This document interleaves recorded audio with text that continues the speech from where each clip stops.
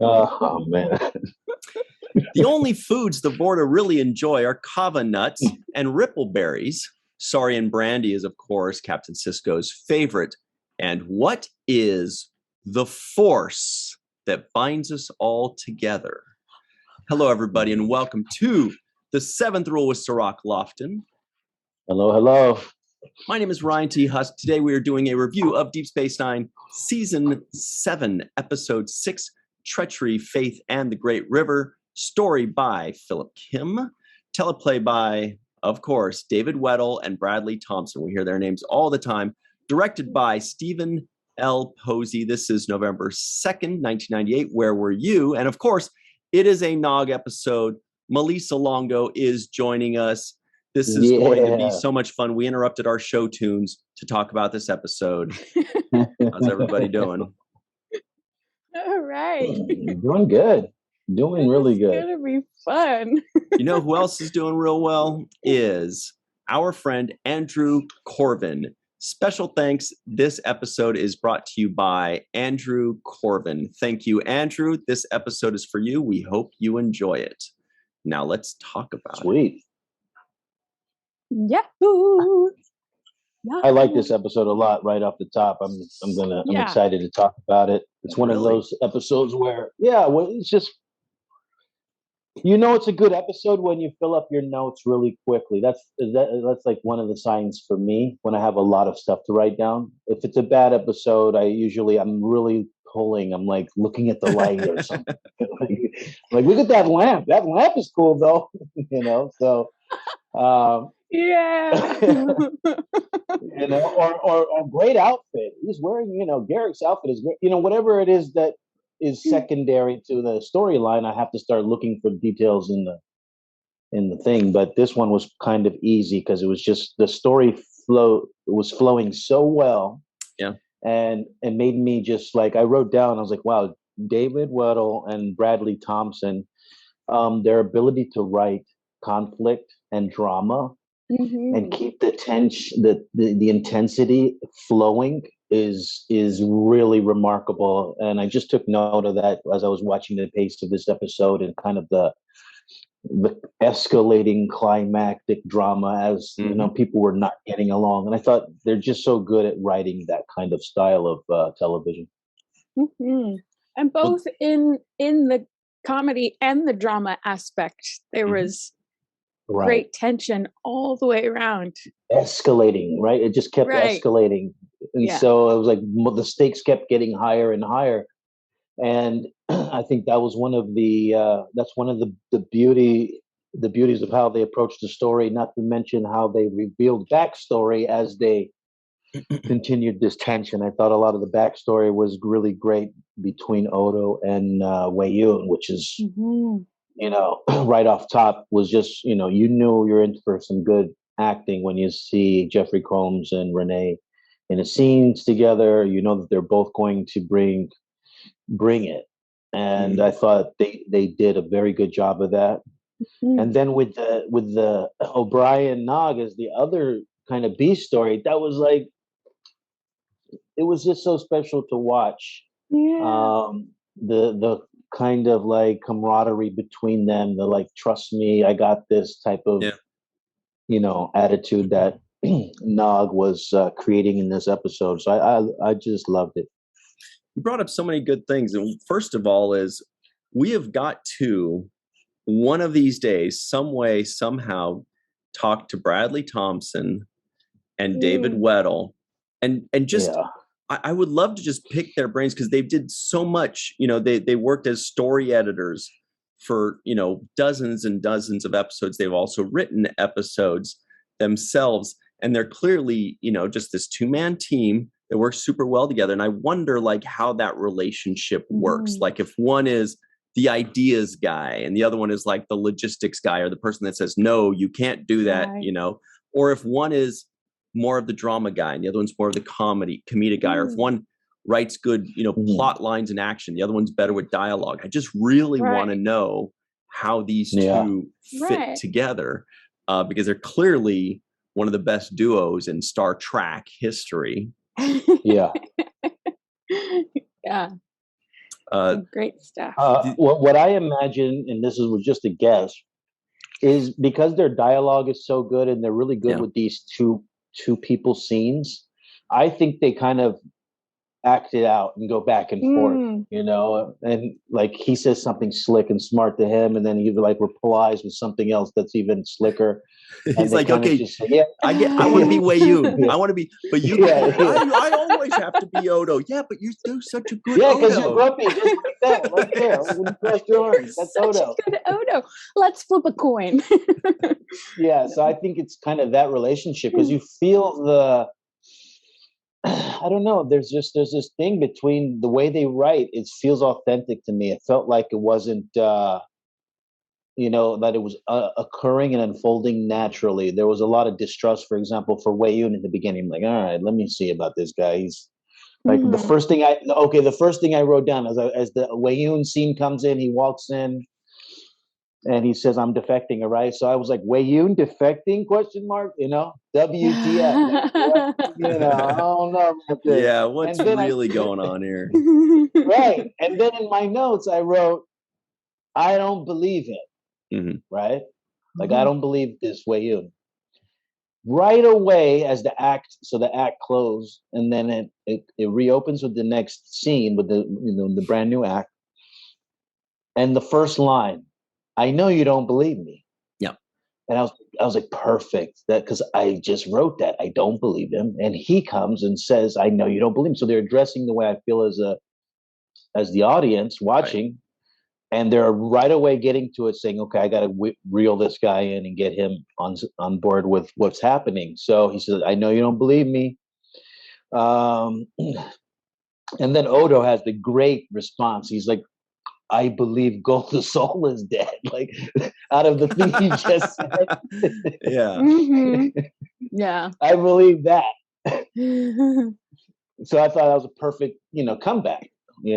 Just good dialogue in my estimation, because they go right into addressing how the audience feels. Like, look, that's Wei Yun. No way, he's up to something.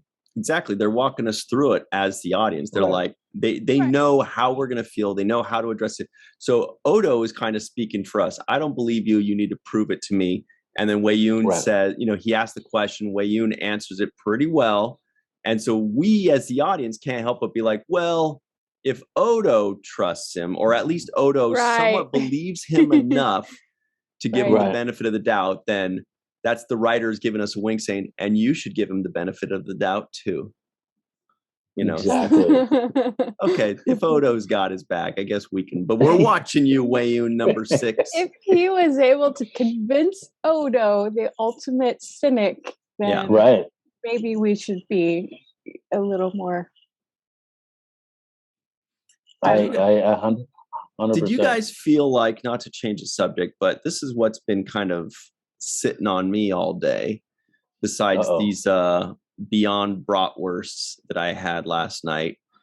They're delicious, by the way. No, like Beyond Burger bratwurst, really good. Anyway, it sounds amazing. I want to try those. 2 out of 3 people here think it sounds amazing, and 1 is like, well, can we just talk about Star Trek?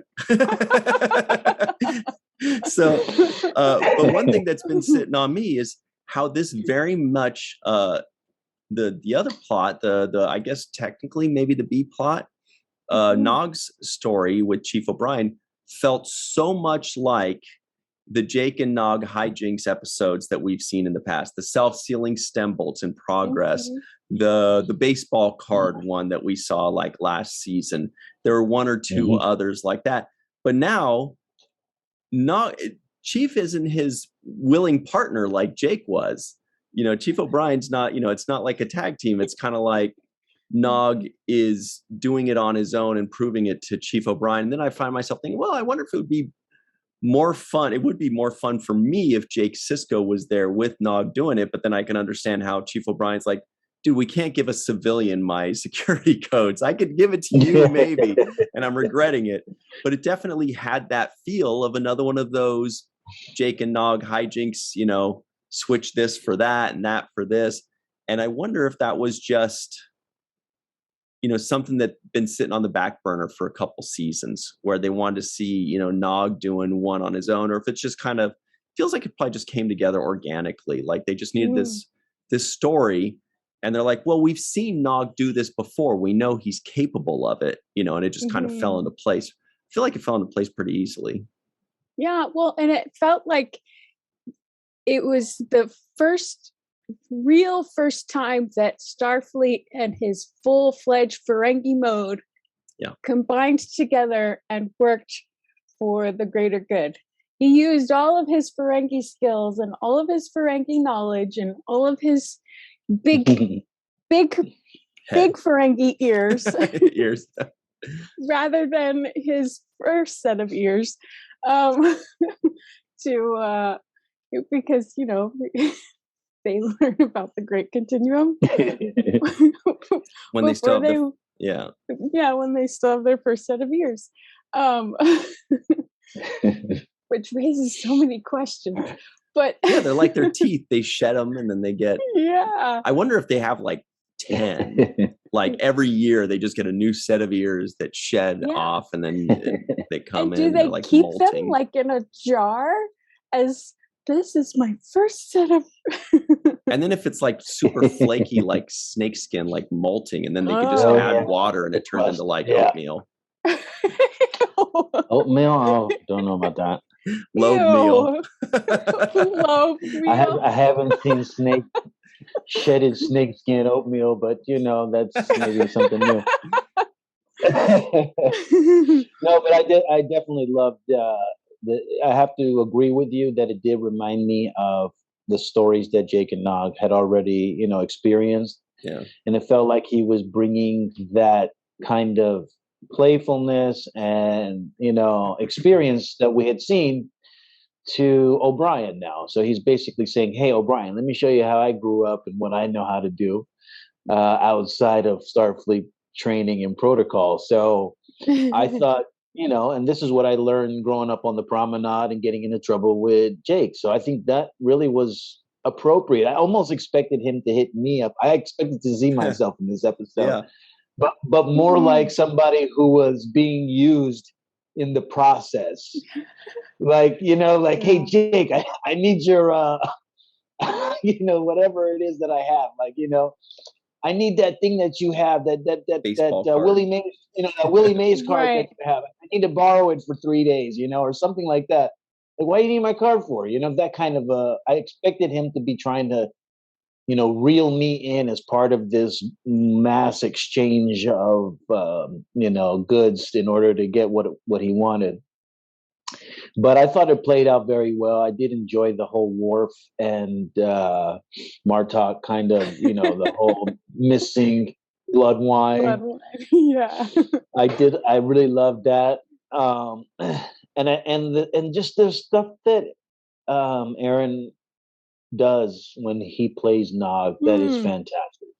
And one of those things that I wanted to highlight was the playfulness in the beginning of the whole idea. Yeah. O'Brien is kind of like stressed out. First of all, so what's up with Sisko? He was on one. Like he was like, it'll take 3 weeks. He's like, you got 3 days. I'm like, yeah, that's like something happened. Yeah, I'm like, Cassidy must not be picking up his phone calls or something. Or maybe he's been sleeping on the couch for a couple days, and something's going on because he was just like not giving any kind of rope on that situation, because it was clearly outside of O'Brien's controls. Not like he has to work faster or he has to get bigger crew of guys. He's basically saying, it's like when you go to the dealership and you need a part, they're like, we're ordering the part. So it's only as fast as the mail gets there, right? With Sisko, I was half expecting, because it's ripe for comedy. Because I'd forgotten how this ended. I was half expecting him to call in Chief O'Brien at the end and just say, oh, Chief, I need you to blah, blah, blah, whatever like that. And he just kind of goes, am I gaining weight? like, is my desk shorter? Or like just kind of saying some like little comment, like, what happened to, like, am I getting taller? Is this what's wrong? Like saying something, and Chief's just like, but obviously this worked out very well. But I did expect there was gonna be something where Sisko just kind of like notices the difference in his desk right in front of Chief O'Brien, and O'Brien just got to play it off like, no, sir, maybe you might have put on a couple pounds, all that jambalaya. That's all it is. It just looks smaller to you now. That's all. No, they could have played that joke. Or they could have played another joke at the end where Sisko sends him on another wild goose chase for some impossible stuff, Like, how long will it take to fix the reactor? Well, sir, it's at least 2 months away. Well, I need it done tomorrow. And he looks at him, he's like, I'm just messing with you, Chief. or they get the desk back just in time, and they see a new desk coming in. They're like, what's going on? He's like, oh, I ordered a new desk. I was tired of this one. Yeah, I like that. Just like, what? Remember, I saw this little one online. No, because Nog was in control of the Nog Great became River. the hero of the episode. Yeah, and that was the beauty of it. He was in control. And basically, little it's face. connection. Yeah, Nog has built up a network of connections by being a hustler, and by being clearly, a Ferengi. Yes, and those kinds of connections come in handy when you need to move the needle on certain things, and you have to make things happen faster than usual. It's actually interesting because one of the things as I was watching this, and first of all, I want to finish giving my props to what Aaron did in this episode, in this particular scene. But essentially, O'Brien says to Nog, "Don't do anything I wouldn't do." Oh yeah. Yeah, right. And Nog's everything like, he wouldn't do. Right. Nog kind of gives him a look like, okay. And then, he says something to the effect of, I can't operate under those conditions. Yeah. I love that line, and I love the way he delivered it. It was just like, I can't do that, right? It was just one of those, it was so well delivered, I thought. And then he says, well, just try. And he's like, yeah, I'll try, right? That playfulness that Aaron has is so good because he is able to turn on this comedy like really no other person. And the just kidding, like he'll hit you with something and then wait for your response and then just kidding, Just kidding was great. Yeah, that just kidding was. Like, I put the love heart all over it. I was like, oh my god, just kidding. Yeah, that's Aaron all over right there. Oh, good. Just kidding. Yeah, need that. Yeah. There are a lot of lines that I noticed that just one of those. That was all we needed.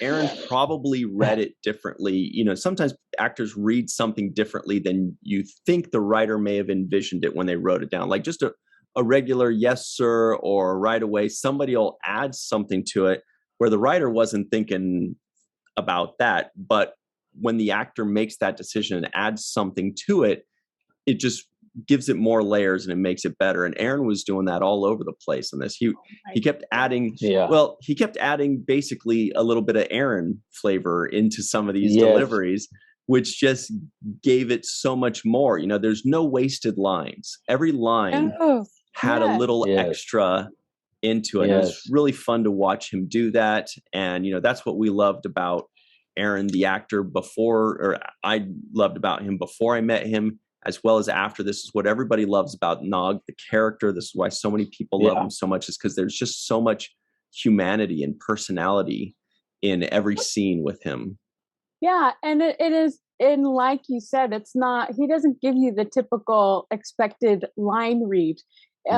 When I wrote down when the way he said, when Chief was asking about where the captain's desk was, and the way Nog says, I just loaned it to someone. His reaction, the way he said it, it was like, that is so good. That is a great line read. It was just, And then he went into the story about, this guy who wants to take a picture. Oh yeah, that guy. Which guy was that? I forgot the guy's name. Al Lorenzo. Yeah. Oh, yeah. Al Lorenzo. Yeah. You know, there was another guy that delivered a line, and it was only 2 words, and for some reason it just cracked me up, and that was DeMar. And I was just like, that is such a DeMar way to deliver that.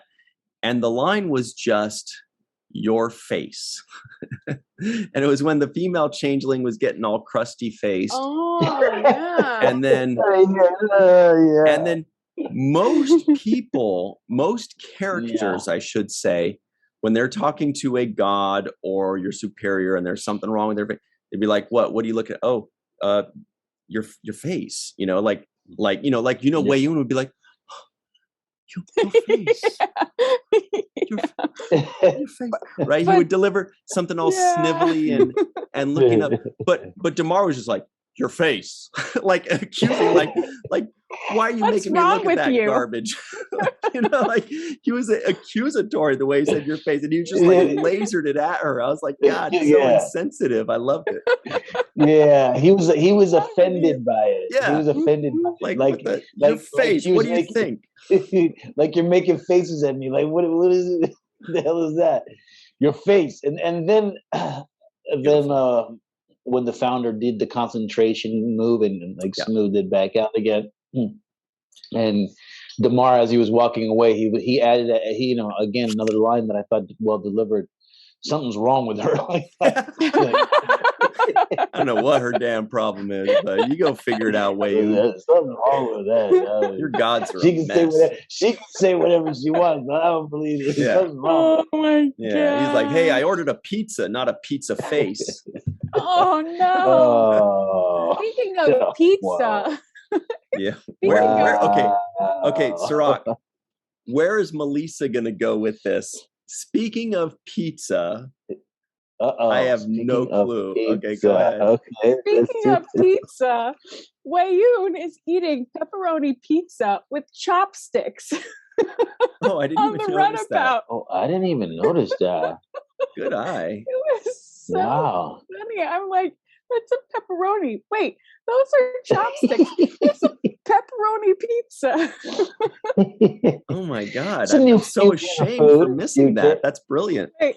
Oh, that way. Actually, that might be a whole little. Malissa, move your chair. Is that it right there? You're teasing us. Look, is that a pepperoni? It's a pepperoni and a chopstick. And then when they put it on the plate, you could see the pizza and the other chopstick. Oh, so I'm coining the idea right now. Pizza, sushi. You heard it here first, ladies and gentlemen. Oh. Okay. You roll it up, you slice it up, yeah, and you eat it with chopsticks. Instead of rice, you have the dough, the bread, and then the meat or cheese or whatever. So he's eating it with one chopstick, one pepperoni, and the other. Wow, that is brilliant. Yeah. I love it. I'm sure that must have been on the script somewhere. Make sure you comment down below if you'd like to invest in Pizza Sushi, the business. Yes, everybody in the comments below, let us know if you would like to invest in Cirroc's idea, and if it goes well, it's Cirroc's and Melissa's idea. And let us know how much. Say, no consortio. Yeah, right. Scale of 1 to 10, how great of an idea is it? And secondarily, how much are you willing to invest? Come on. Pizza, sushi. It's the name tells it all. It's sushi. Self-explanatory. Kind Not of. because of Wei-Yun. Kind of. All right. I think we're going to have to jump to our break, everybody. So this will give you more time to think about pizza sushi. And we'll get into so much more. There was a lot of really big picture things that were added to this episode as well, which is brilliantly weaved into the episode. Should I say it was brilliantly woven into it? My bad. Anyway, we'll be right back, everybody. Stick around, and it's the 7th rule. Brilliant. Yeah. You guys you just missed Malissa and Cirroc both making the same joke in stereo, and it was brilliant. And you missed it. Sorry, but there will be more of that, so don't worry about it. There's gonna be way more coming. First things first. Here are the trivioids that may or may not have made the cutting room floor. And they go a little something like this. Odo gives Kira a back massage. That was pretty cool, right? He was doing that. It looked pretty nice. Oh, we didn't even get into that yet. Yes, I know. We will. Been waiting. We will. Have been waiting. Odo receives a coded message from Gul Rasal.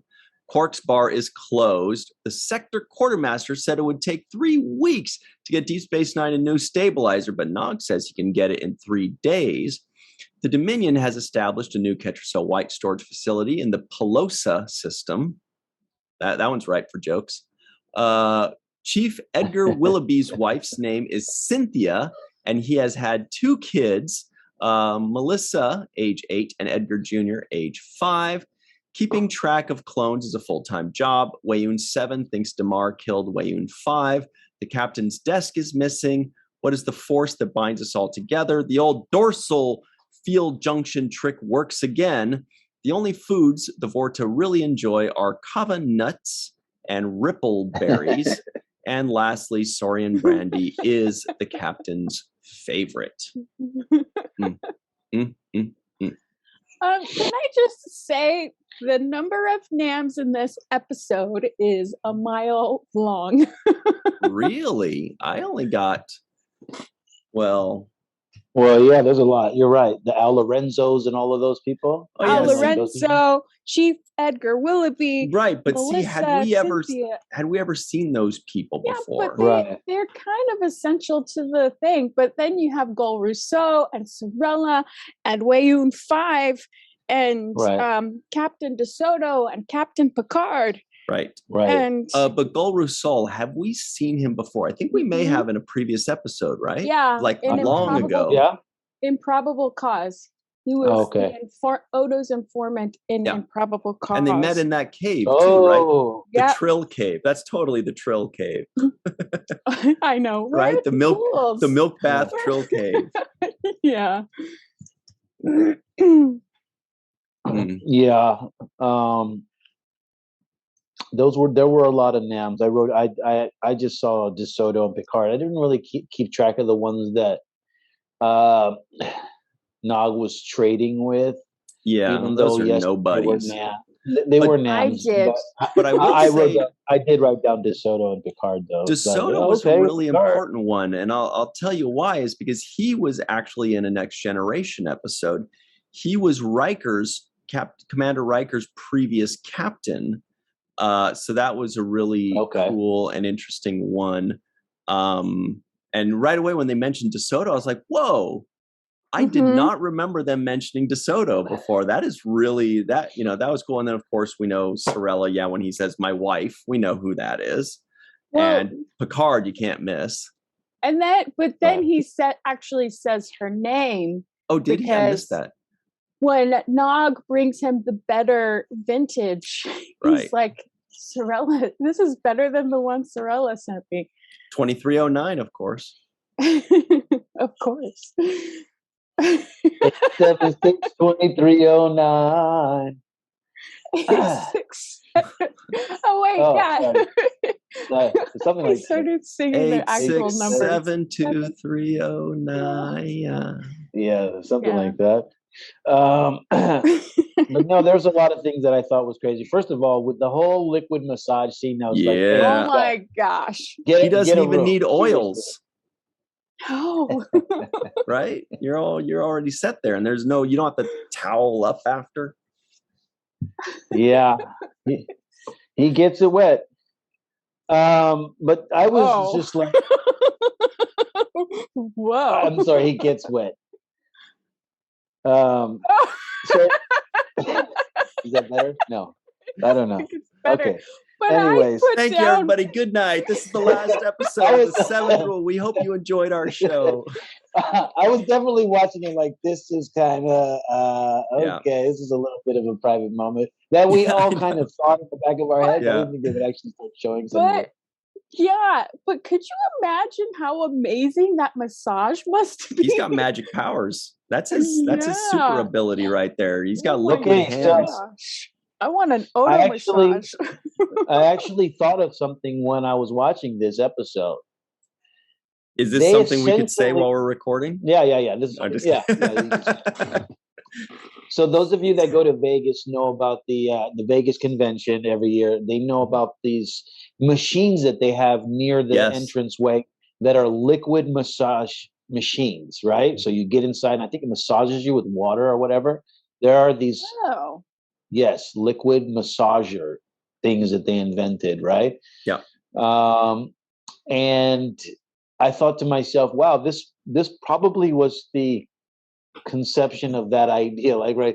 Because where else would you see the idea of being massaged by liquid? I don't remember it ever being a concept prior to this exact moment on television. So perhaps out of seeing something like that, the idea kind of manifested itself to a reality, because you can actually go into these things in Vegas and like lay down and get these kind of like liquidy, watery massages, right? Yep. You know about you're that? right. It's like a tube, and you lay in it, and it's just like these jets that pitter patter all over you. Yeah. See, I never wanted to go in them because I didn't either, because I just didn't think it was sanitary. It was gross. And then I hope you could forget about it, but definitely I thought, well, that's the first time that's ever been shown on television, so maybe that was the beginning of that kind of an idea. I don't know. Interesting. Maybe. And thinking about Odo massaging Kira's back and the fact that his liquid hands can make her back feel really good makes you kind of think like, well, what does it feel like when they go into the Great Link and they're just like a big puddle of I don't know. That whole Great Link thing is weird. It's like a splish splash. I was taking a bath. Da, da, da, da. About a Saturday night. You remember that? Of course. I love Nog saying, "Whisper your way to success." Yes, that's a good one. I thought that was. I loved it. I love the way he even said it. He kind of made him lean in a little bit and whispered it. So it was a good I just liked the moment. The other thing that I thought was an original idea that was showcased in this episode was the idea of the great material continuum, and essentially what Nog does with this trading stuff. It's funny because another concept that has kind of materialized itself into the world today, this is something that didn't exist before, but now there are websites essentially where you can trade something for something else. Totally. Right? Yeah. And it's like, hey, anybody, I'll trade a TV for a bicycle or whatever it is. And they kind of negotiate this kind of barter trading thing. And essentially, if you go far enough down the line and keep doing it, you would. I've heard of crazy stories of people getting traded for a house or something. Yeah, like there was a lady that started off with like 5 paper clips or something crazy like that. And then 2 years of just trading stuff and no money exchanging hands. She has a house.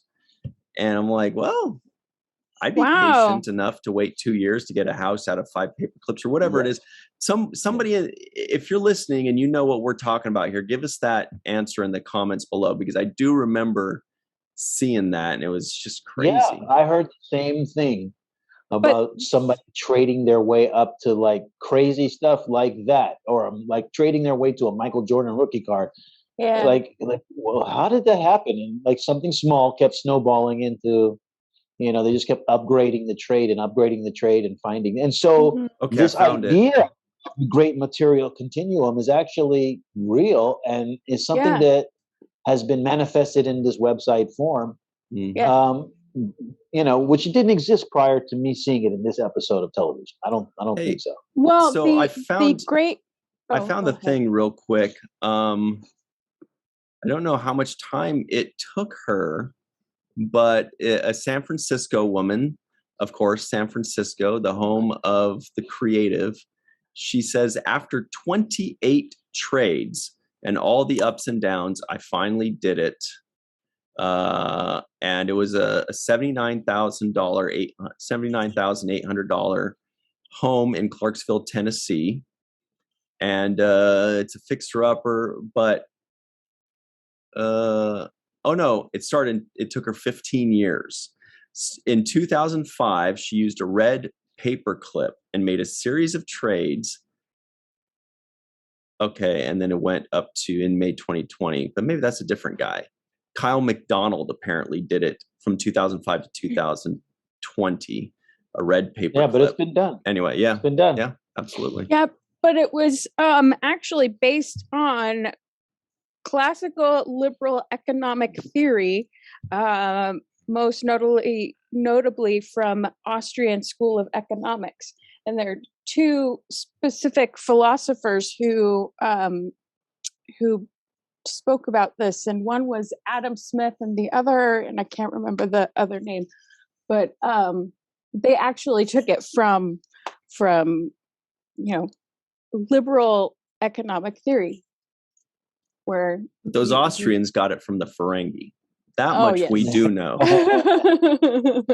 Yeah, but yeah, I thought Nog did a very good job of explaining it when his monologue, which was another moment that I enjoyed. I really liked him when he got up. He got excited about the monologue, and he's basically reversing the role where you get to see O'Brien usually teaching Nog. Now it's like Nog is teaching O'Brien, so it's like the student teaching the teacher, and I like that moment. And he got excited and up for it. And in his explanation, he talked about haves and wants and ebb and flow and all of these kinds of things that I'm sure are part of the economic principle that you're talking about, Melissa, which thank you for enlightening us about some of the source of these concepts. But I love the fact that they take all of these things, they take all of these principles, they take all of these Ferengi concepts / economic concepts, they make it work in a very real way in this episode. They incorporate it so well into the Ferengi culture. And they bring it to life with the words and the whole faith, the faith, which was the central theme to this episode, I thought was really based on faith, right? O'Brien didn't really have faith that he'd be able to get it done in such a short amount of time, but Nog had the faith in it, right? He's like, don't worry, I believe it can happen. And so this episode is based on belief and faith, and a lot of it was dealt with too with the Odo Weyoun storyline, where Weyoun is like, you're my god, right? And Odo tries to downplay it, and he's like, you've been programmed to worship me. Right. And he's like, yeah, of course. Like, what other way would it be? Well, how else would God construct the universe or construct the situation? So yeah, why be a god if you have no one, there's no one to worship you? Right.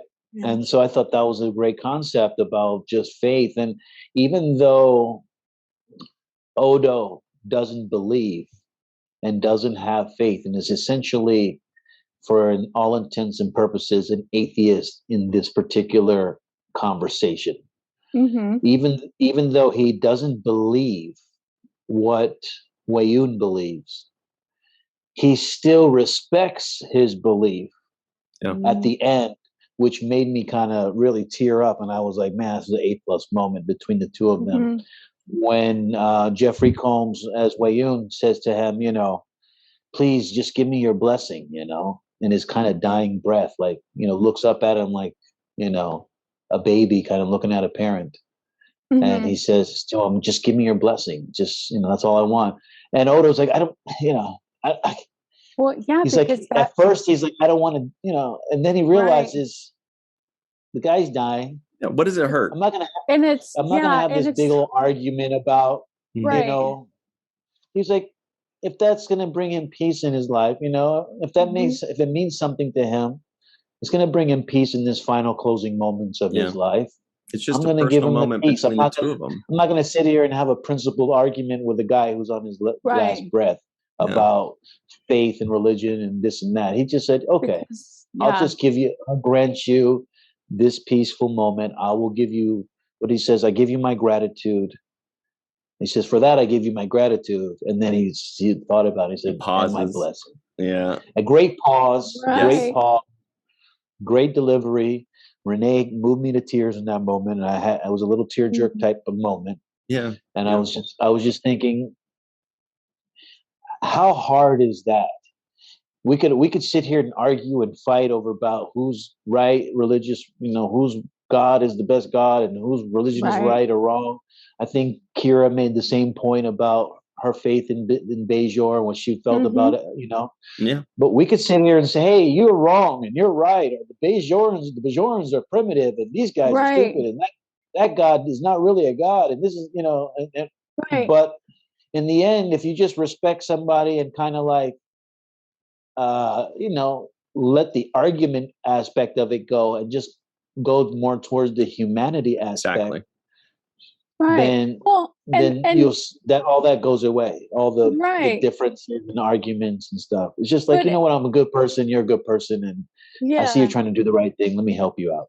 Mm-hmm. Yeah, and if you are a person of faith, it doesn't matter if somebody believes something different because you hold on to that faith. That's something personal. Faith is a personal thing, and it shouldn't be projected onto other people. And there's no way anyone in this universe can prove without a shadow of a doubt that they are right on one side or another of a coin. We will never know who was right and who was wrong. And it doesn't really matter ultimately, as long as we are there for each other, there to help each other through those difficult times. So ultimately, it didn't matter what Odo believed because the person who was important in that moment had faith in Odo. Mm-hmm. And he needed that validation from him before he could die peacefully. Yeah, really, it was just like, what harm does it do? It's just between two people. They're sharing a special moment, and Odo might be thinking, this is crazy, this is insane, but it'll get him to shut up. Or he might be thinking, I'm really moved by this, and I just want to do something nice for somebody that was theoretically doing something nice for me and for the Federation, somebody that had, a hint of scruples. Well, he sacrificed his life. Right. He sacrificed his life. He basically committed suicide. So he's thinking, both wouldn't die. The least I can do is this favor back to him. And it was a beautiful moment. And it was really cool that that Weyoun number 6, good old Weyoun number 6, is the one that will go down in the annals of history as the one with a conscience, the defective one. Well, and a modicum of curiosity, and that also leads into the fact that story element of what's going on to the changelings and this whole little thing that they were dropping in there, that's not something that ended at the end of this episode. That's what Deep Space Nine does so well, is they make these episodes that are it's not to be continued. It's not terribly serialized. It's just you learn more. Right, but there's a storyline that this thread that will go on into subsequent episodes. And, it's really cool that the entire episode is not reliant on that little element. The episode was closed in a nice, neat bow, but there's that little thread that we know is going to come up later. And it's really interesting. Very well done. Which is always something that's so wonderful about Deep Space Nine is their ability to world build, to immerse you into, the ins and outs of this universe without hitting you over the head with it or being shallow. What? oh, now I got it. That's not what I meant, but I don't know what we're laughing about. but your face. Oh yeah, I'm used to that. So Two people are laughing. I say, "What's so funny?" And you say, "Your face." Great. I should say the look on your face is there it is. really telling sometimes. I thought it's funny that every time we see, because first of all, DeMar, Casey Biggs, he's fantastic. He's another person that we should definitely get on this show for this season, because I think he's just delivering fantastic like one-liners and like just looks that he gives. And your face. Oh, so Melissa, you were being DeMar right there. That's what it is. Yeah, what's so funny? Your face. Your face. Your face. That's what's funny. So I thought it's interesting that the Paso wine guy, who is Casey Biggs, who's always known to have some wine in his hand or a drink, a mixed drink that he mixes himself, is always drinking as his character as well. He's always, every time he's singing, he's like, "You want some Canar?" I'm like, dude, don't you have to pilot this thing? Or, don't you have the responsibility? Like, I got a good tolerance. I'll be fine. Give me some more Canar. So I'm with you, and I'm like, dude, seriously. Just give me a bottle and a straw. Yeah, enough with the Canar. All right, what do you want? You want some Tetracell White too? But no, that's my side note. But I really love the scene that between him and Wei-Yun, where the exchange happened about the missing Wei-Yun that died in a transporter accident. Oh yeah, mysteriously. Right? Yeah, and so Wei-Yun, the new Wei-Yun, kind of looks over like, yeah, he died in a transporter accident. He looks over at DeMar, and DeMar's response was perfect. He's like, "It's being thoroughly investigated." Yeah, we're getting right on that. Yeah, we'll fix that up. Yeah, we'll find the real killers. Swig. I'm still looking for the real killers. Yeah, it's really being investigated. Exactly. Any more Canar, anybody? Exactly. I thought that was very clever between the two of them.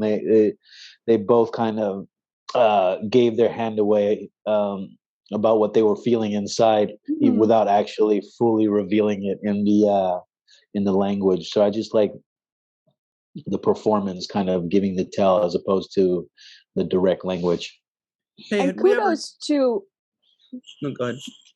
I was going to say, and kudos to Jeff Combs for playing two very different Wei-Yuns. I mean, they're clones of each other, but they're so different. It's all in the way you play it.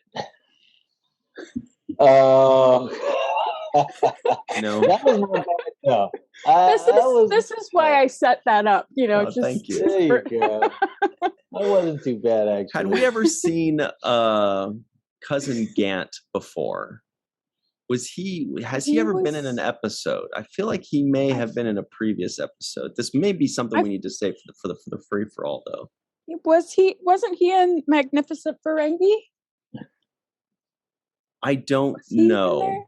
I can't remember. I don't know if he was, because that would have been a name that I didn't write down. Yeah, that's the one that I'm trying to decide on that. We'll have to ask the nerds in the free for all, and by nerds I just mean people that have watched this 10 times. Hey, by the way, Jeffrey Combs, when he does his ass kissing version of himself, he's one of the founders, he is unlike anybody else as an ass kisser. He's so good. I want to be him so bad. I want to be. If he went corporate, he'd be CEO, and give him 2 years, he's CEO if he goes corporate. He's so good at kissing ass. So when the founder's like, it's really hot in here, he's like, yes, I've been thinking. Yes. Yes, I've been very hot too. He was just getting hot all of a sudden. It was hilarious. All right, how good he is at that. It's getting hot in here. Yeah. And then he does getting too hot. I want to take my clothes off. Yeah. And then he does the same move at the end where he at the end when Odo is kind of, saved at the end, and he's like, would you like any assist? Is there anything I can do for you, Founder? And he goes right back into Wei-Yun, on how he acts around the Founders. So I just loved, I love his performance all throughout this episode. This is a really good episode for me. It was a great episode. Yeah. Yeah. And there's a little bit of trivia that I read that the title of this episode works for both A and B. Yes, story. I was thinking, especially with faith, right? Because both storylines were about faith. Well, and then the Great River, you have the Great Continuum, and then the shuttle pod that they're on is the Rio Grande. Oh, that's very good. That's a river. Very nice. Yeah. Wow, I like that. That is juicy.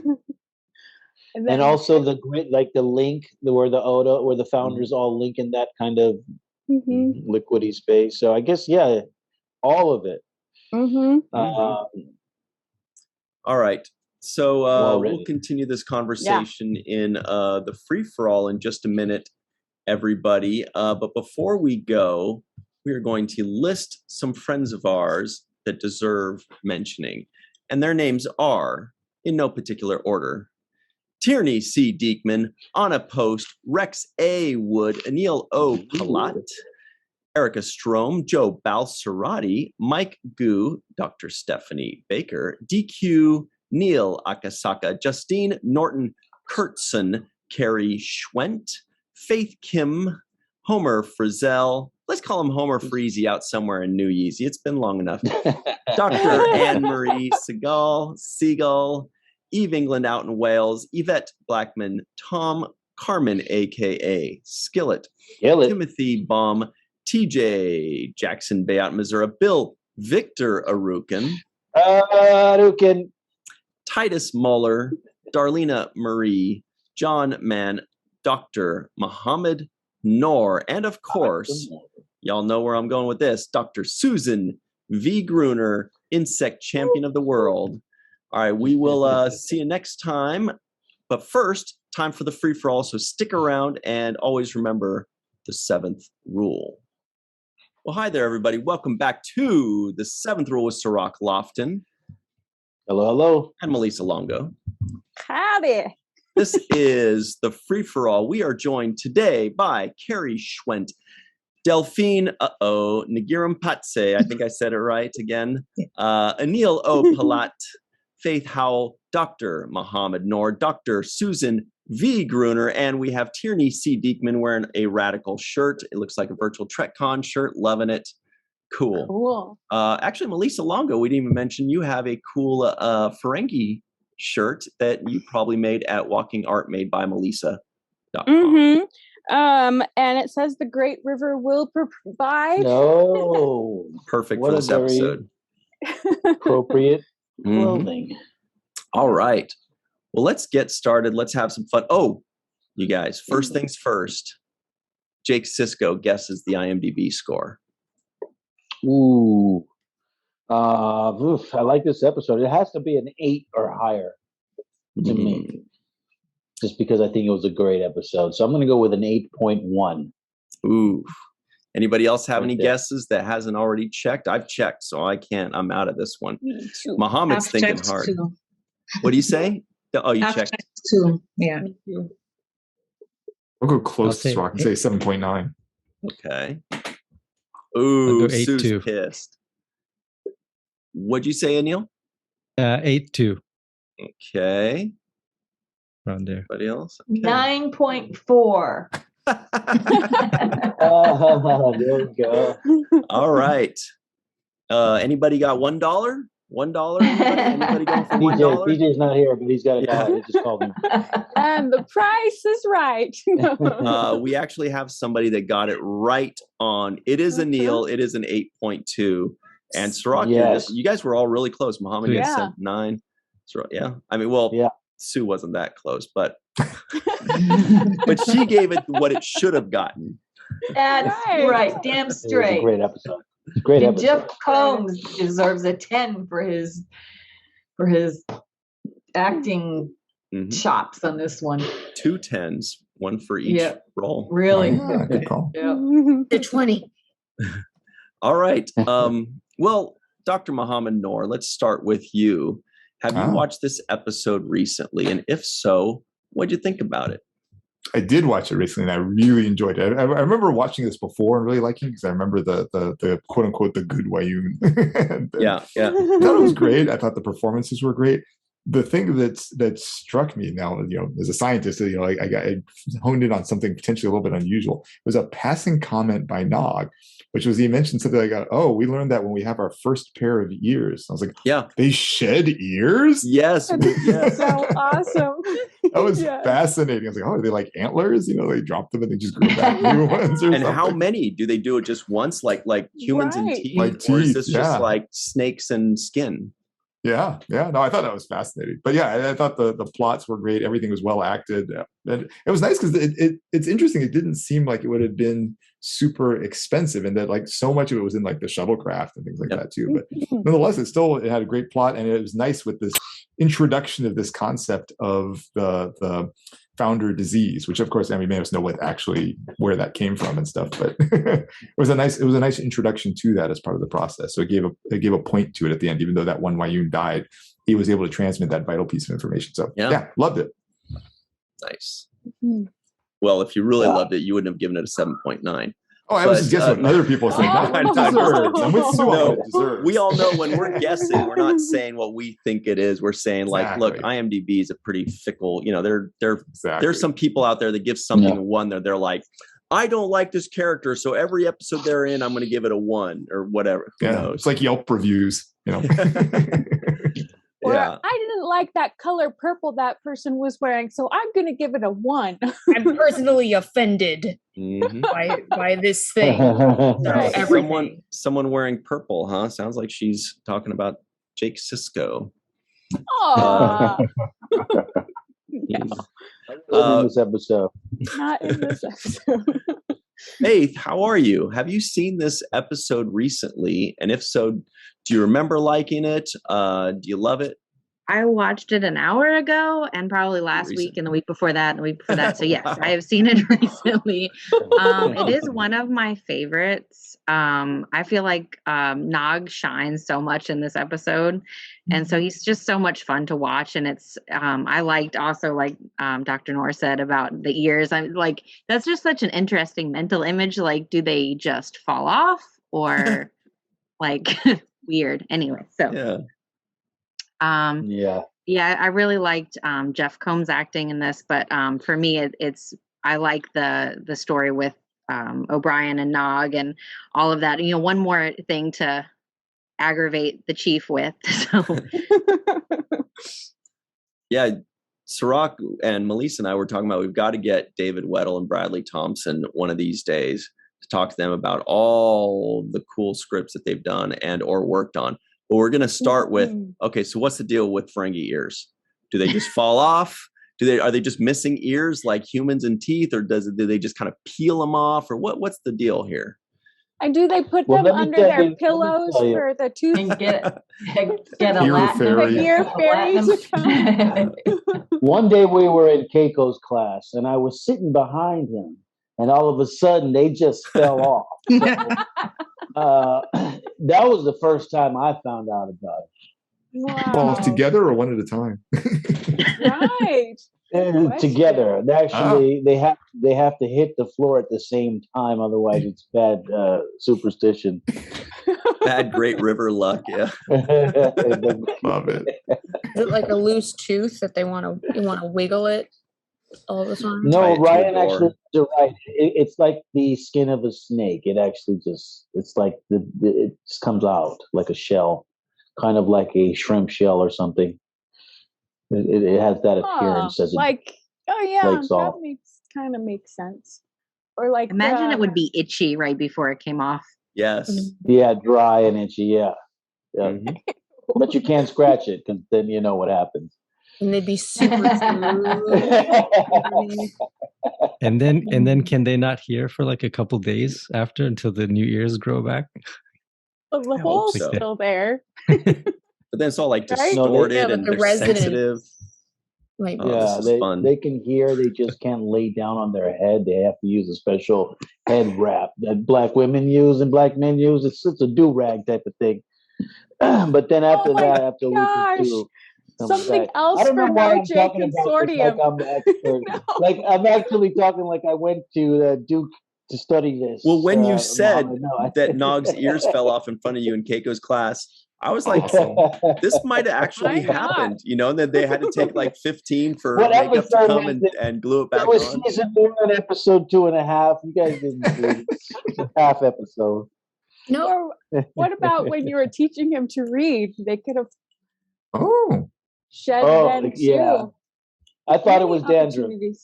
Although you were his roommate for a while, so found an ear on the floor. It must have been an uncomfortable. Who left that in the shower? Ew. Oh Lord. Well, let's we need to class this place up for a second. But then again, you know, I have to deal with crawfish, so you know, Jake knows a lot about crawfish and shells. Yuck. Anyway, Anil, can you save us? Ew. Save us. I don't know.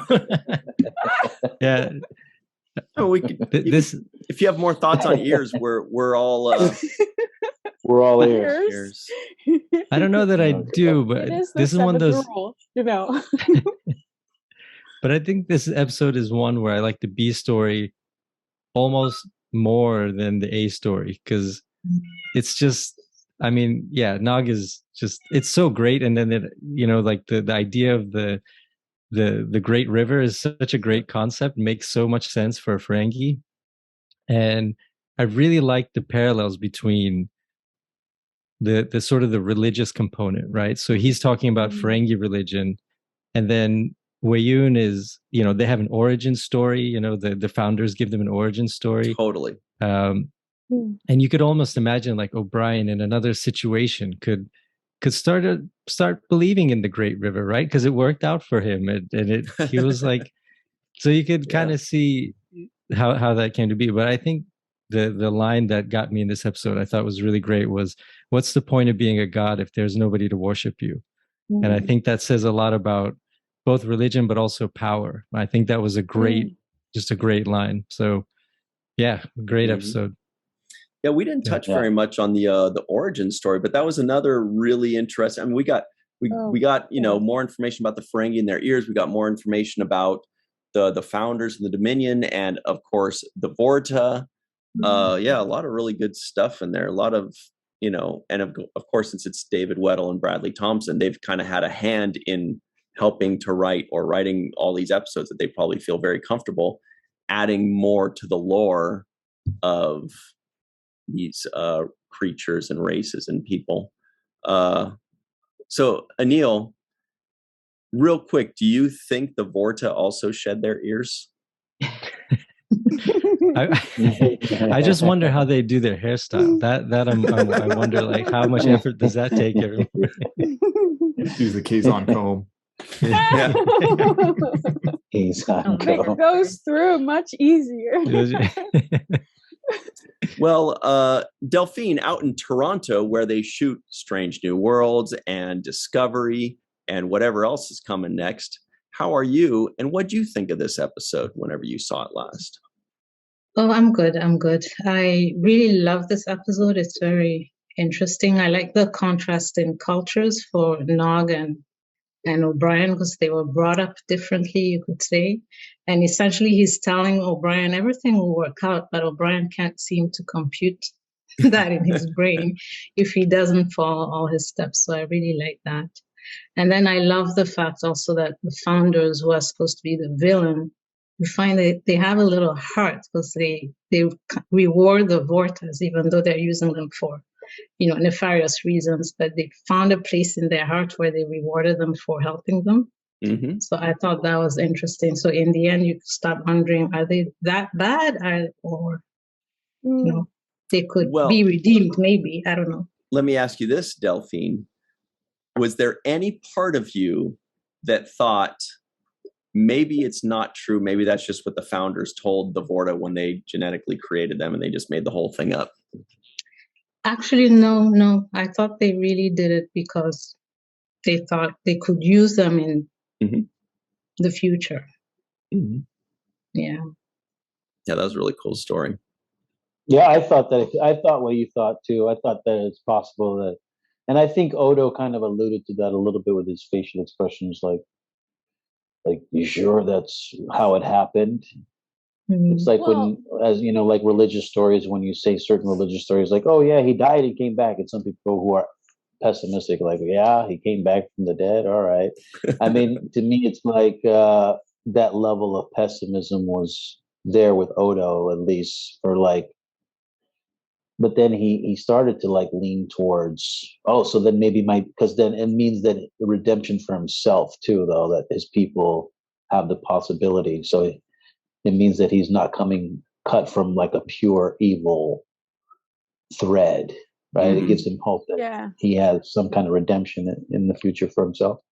Well, and then there was also an element of truth in Wayne's story when he said, well,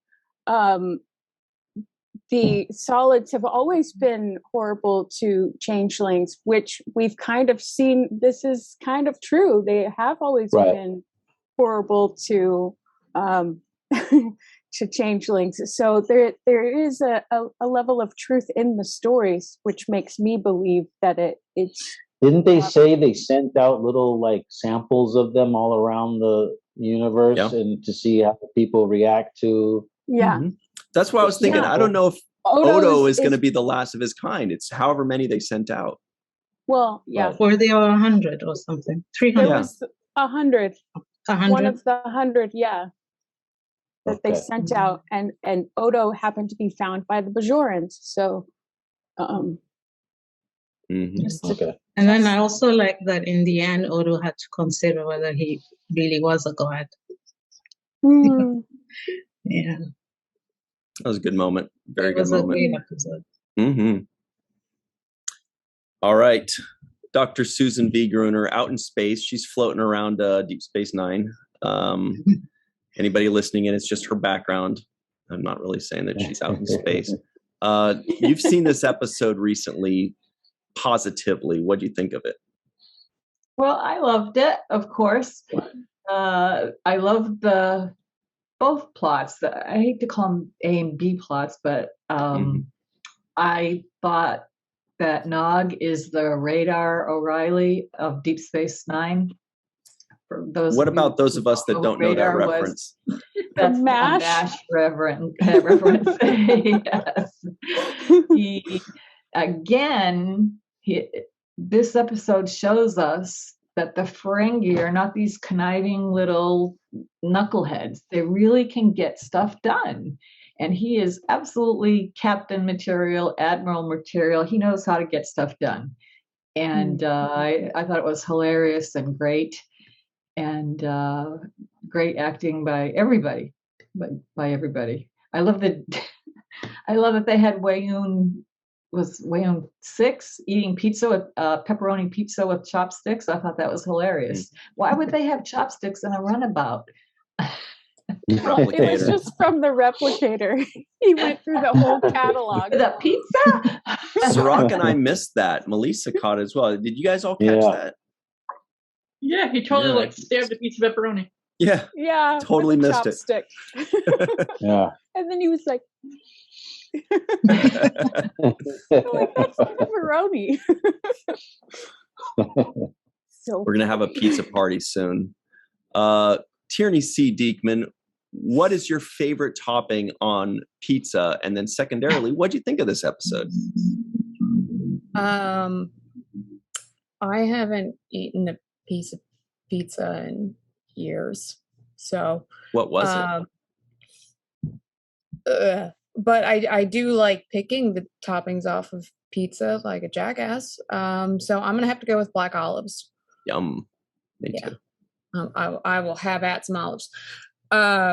Anyway, this is such a great episode, and I really enjoyed an analytical rewatch. It's very easy to become desensitized to just how important this episode is when you've watched through it so many times.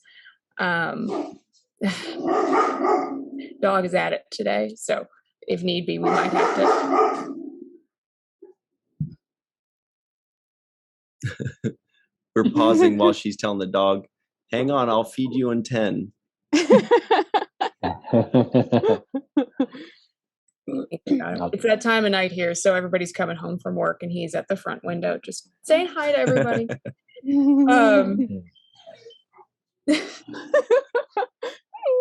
Every time. Perfect timing for these.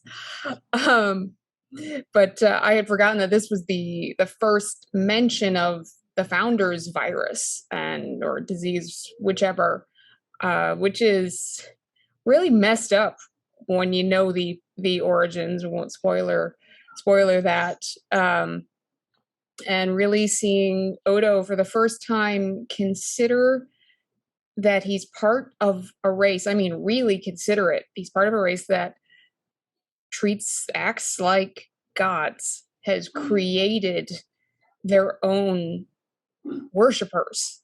I mean, that's that's par for the course of a lot of religions throughout history, but they've done it so genetically. I mean, we don't know if Weiyun 6's story is true or if that's just a happy kind of bedtime story they've given them.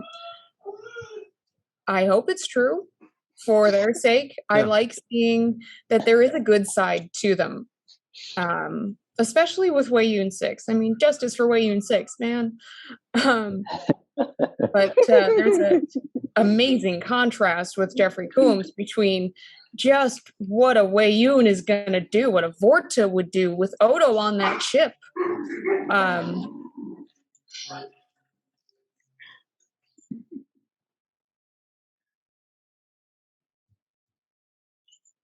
Odo on the chip. Odo on the noises he's making are horrible. But that and then seeing Weiyun 6 as defective. Here he comes. As defective, but it's like seeing someone who leaves a cult, leaves a dangerous religion, come to terms with what reality is. And it's saddening and disheartening, but the performances there are amazing. And then, of course, you have Nog, and the Ferengi are a fantastic representation of actual humans in Star Trek. Especially you get him in Starfleet, such as in the military, and it's another, it seems so real moment. You know, he's asking Chief, all right, Chief Willoughby, okay, what's his first name? Well, I don't know. All right, he finds out it's Edgar Willoughby, and Nog just knows how to network.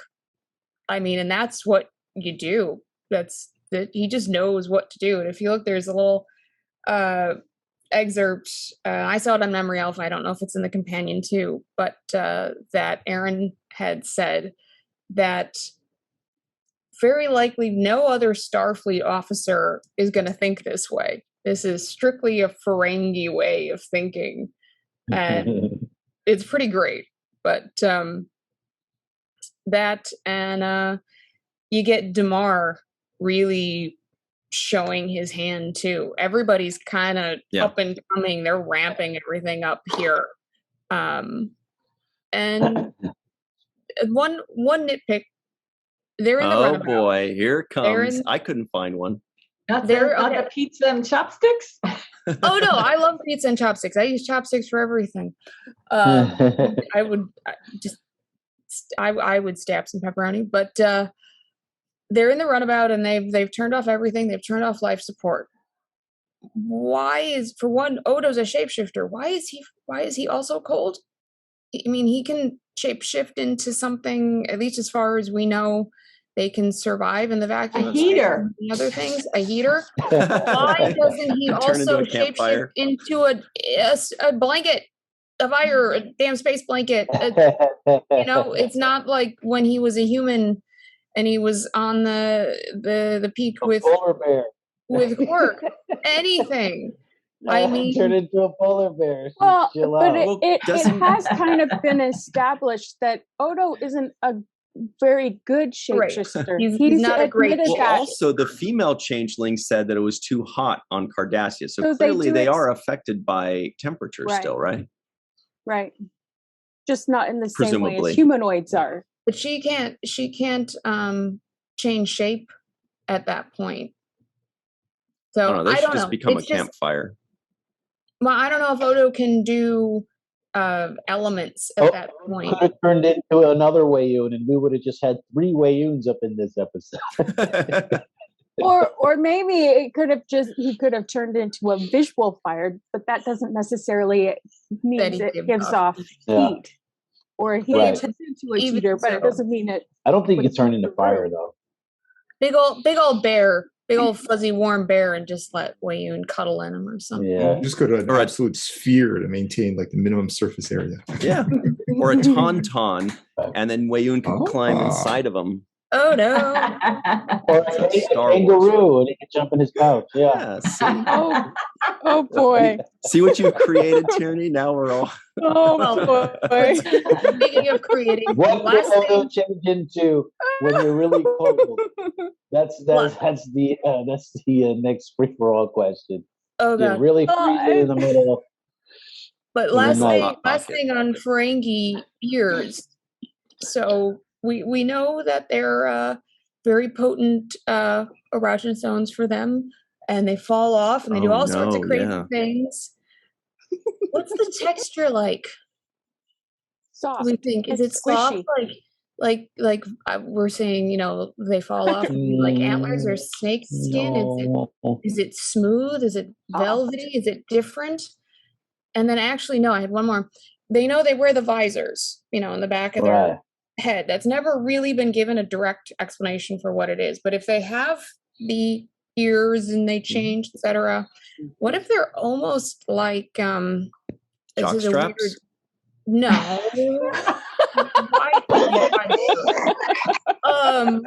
Almost like sunglasses or not sunglasses, but glasses, so to speak. No. Or they're like hearing aids almost, or enhancers or mufflers, something for their like a Roomba. It's a vacuum cleaner that sucks up the shitting. Well, that it's so sensitive, and I mean they don't wear it all the time, but I mean I occasionally will wear reading glasses, as will plenty of other people, or people wear sunglasses.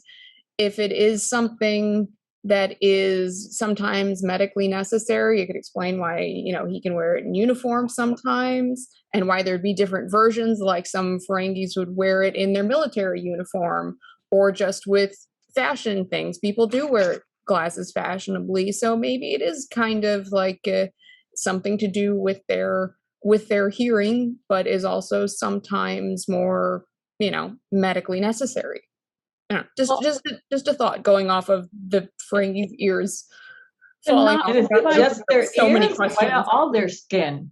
The not fun answer to that is that the not fun answer to that is that only Armin or Quark had his head go all the way down in the beginning, so they created the head skirts to cover the fact that their heads weren't whole, but they haven't ever elaborated beyond that. Oh no, that much we know. I'm adding the elaboration because that's what we gotcha. All right. Anyway. And they look cool, by the way. They look cool. Yeah, when you look at human fashion. Speaking of looking cool, oh my God, it's R2-D2. Carrie is here, but it's a Dalek. I loved her in Star Trek. Oh my gosh. That's a great shirt. Got it online, wore it on all three cruises, and the first time I wore it, I was not the only one on the cruise wearing it. Really? I love all of it. It's got a Dalek in the middle. I mean, who doesn't love Dalek? I'd buy that for a Dalek. What did you think of this episode? You've seen it recently, Carrie. Did you love it? What do you think? Oh yeah. So yeah, watched it twice. Once to just rewatch it again, and then the second time to take notes. And I took lots of notes. I won't read them all because I tend to babble even when I take notes. But yeah, just a fun episode. I mean, starting off with the Odo and Kira and him giving her a watery massage, or gooey massage. Just the two of them together, when they're all cuddly together, it gives you the warm fuzzies. They're just so darn adorable. Yeah. I did think that he was maybe going to do that massage on like Kira's hamstrings. Wasn't O'Brien always doing kind of like behind her legs, like her hamstrings and stuff like that when she was pregnant? When she was pregnant. You said we weren't going to bring that up. Keiko said, "Do not ever bring." Oh yeah, you're right. What they do off screen with all But Spring Ball, you are using the upper body too, so maybe they just didn't show the legs. But isn't it sexier to film him on the top? No, you're right, Delphine. I was just going to say, isn't it sexier to film him massaging her back instead of hamstrings? Yeah. Yeah. I don't know. Anil didn't nod. He's thinking, I don't know, hamstrings though. I saw you, Anil. You were like, all right. Well, she couldn't be dressed in that pretty little scarfy thingy. I don't know what it was, but it was pretty. Well, it's the sheet that you wear certain parts when you're getting a massage. They uncover one part while they're working on it and keeps the rest of the body warm. And the two of them together are just great. The whole episode just had a great balance to it. You got the seriousness with Odo and Sadway, and Jeffrey Combs is an absolute treasure. Oh yeah. He did this great show on one of the cruises where he just did this whole one-man show as he was Edgar Allan Poe, and just the whole thing as if Edgar was talking to us one night on the cruise. It was fantastic. And he is just awesome. And then you've got the other side to help lighten things up a bit with the adorableness on the other end of the adorable scale with Miles and Nog. I just love the two of them together. Yeah. The other kind of warm fuzzies. Yeah, the other side of that warm fuzzy spectrum. Yeah. Yeah, that Edgar Allan Poe one-man show by Jeff Combs is amazing for anybody that's seen it. It's as good as you would imagine Jeff Combs doing that, which is top notch. I thought when Wei-Yun activates the suicide whatever mechanism, the other Wei-Yun's like, "Oh, he turned out to be a good Vorta after all." It's like the way he said that was so so cynical. That reminds me. No. But we only have 30 seconds left, everybody. I'll make it a quick one, damn it. Why couldn't Wei-Yun number 6 just go like this and fake it? He took his word for it. He said, "Oh, he must have done it." Anyway. Because zealotry. Oh. Or maybe he did. Yeah. He didn't see them bury him.